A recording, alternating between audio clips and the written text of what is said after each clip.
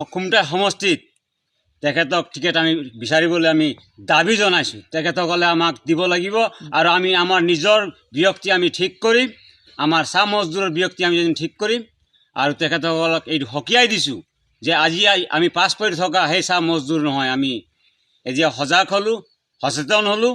এতিয়া আমাৰ ব্যক্তি আমি এজন বিধায়ক ক্ষমতা কৰিবলৈ আমাৰ ব্যক্তি আমি নিয়োজিত কৰিব পাৰিছোঁ। সেয়ে অসম চাহ মজদুৰ অসম চৰকাৰক আমি আহ্বান জনাওঁ যাতে তেখেতে আমাক টিকেট দিয়ে, আমাৰ চাহ মজদুৰ ল'ৰাক আমি তাকে তেখেতৰ আগত নিবেদন জনালোঁ। মানে যিখিনি ৰাজনৈতিক দল আছে, বিজেপি, কংগ্ৰেছ, এই প্ৰত্যেক দলকে আহ্বান জনাইছে। প্ৰত্যেক দলক নহয়, আমি বিজেপি দলকহে অনুৰোধ জনাইছোঁ তেখেতসকলে আমাক টিকেট দিব লাগিব।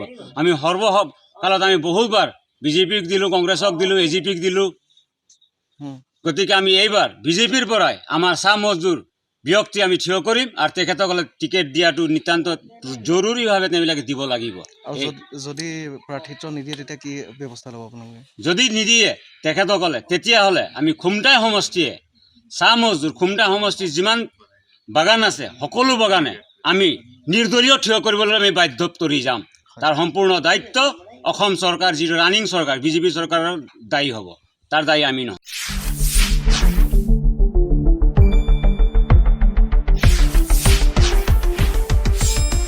শুদ্ধ আৰু বিস্তৃত বাতৰিৰ বাবে চাই থাকক নিউজ ডেস্ক ৰিপৰ্ট।